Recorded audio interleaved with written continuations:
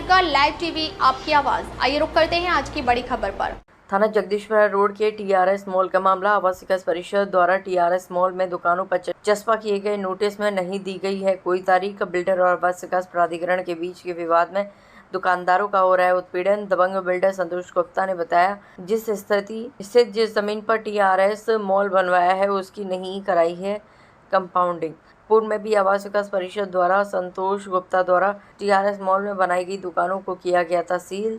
दबंग builder द्वारा संतोष गुप्ता ने दुकान पर लगी सील के ताले तोड़कर आवास विकास परिषद के नियमों का उल्लंघन किया है।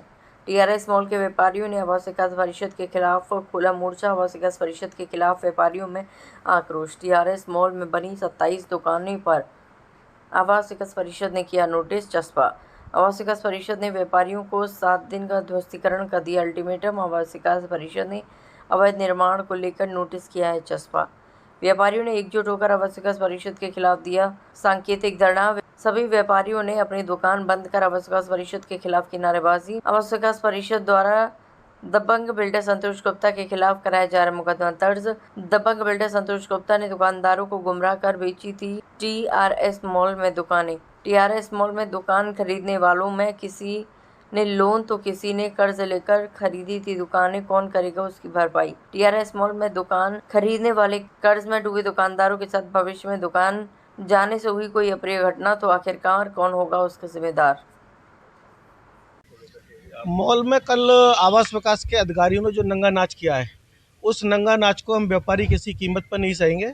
व्यापारी ने किस तरीके से अपने धन से दुकानों को खरीदकर व्यापार शुरू किया है, और ये भारतीय जनता पार्टी की सरकार व्यापारियों की सरकार है। इसमें हम किसी भी व्यापारी का किसी भी अधिकारी के द्वारा जो उत्पीड़न किया जा रहा है उसका मनमानी जो विरोध स्तर करेंगे और उस स्तर तक हम जाएंगे। इनकी अधिकारियों को हम नाक के तले चने चबाएंगे। हम सभी व्यापारी एक साथ हैं और इनका जो कल इन्होंने रवैया अपनाकर 27 दुकानों को सील किया है, ये मनमानी इनकी हम चलने नहीं देंगे किसी भी कीमत पर। नोटिस चस्पा किए हैं या सील किए हैं? नोटिस चस्पा किए हैं, उस पर किसी जिम्मेदार अधिकारी के हस्ताक्षर नहीं है, कोई पत्रांक नहीं है। अब ये नोटिस किसने चस्पा किए हैं, ये अधिकारियों पर कार्रवाई होनी चाहिए। जब ये मॉल बन रहा था तब ये अधिकारी कहाँ सो रहे थे? ये किस अधिकारी की जिम्मेदारी में मॉल का निर्माण हुआ, उस अधिकारी पर क्या कार्रवाई कर रहे हैं? आप पहले अधिकारी पर कार्रवाई करो तब मॉल पर कार्रवाई करो।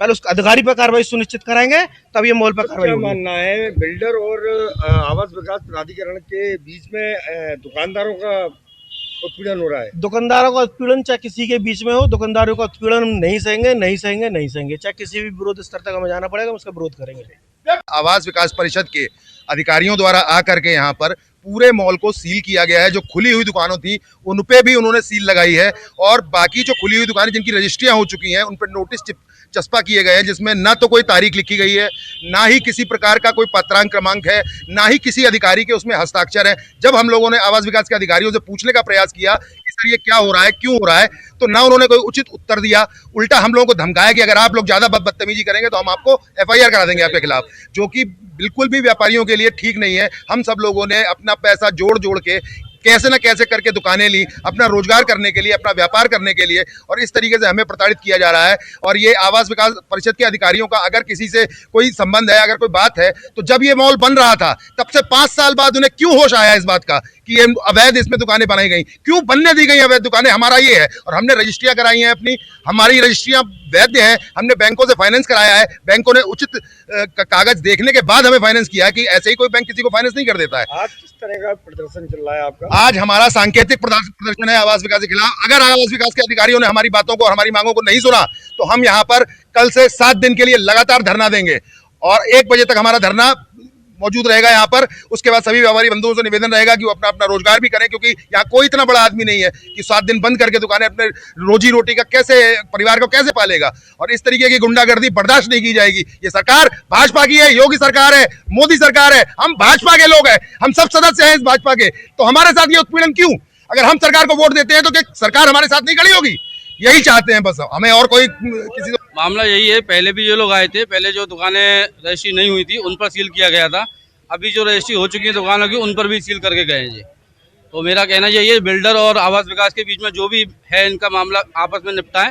बाकी मध्यम वर्गीय व्यापारी को ये परेशान ना करें, बार बार आकर मानसिक उत्पीड़न न दें। जब मार्केट बन रही थी तब आवास विकास परिषद इसमें हस्तक्षेप नहीं कर रहा था, अब क्यों कर रहा है ऐसा? जब इनका बिल्डर और इनका आपस में कुछ ना कुछ समझौता हुआ होगा, इसीलिए जब इन लोगों ने नहीं टोका रोका, आज नहीं हो रहा कुछ तो आ रहे हैं वो लोग बार बार। आप लोगों पर रजिस्ट्रियाँ हैं हमारे पास। एक बात मैं जानना चाहूँगा आवास विकास से कि जब आवास विकास ने इनको एनओसी दी, इनके नाम में रजिस्ट्री की, तभी तो इन्होंने हमको रजिस्ट्री की।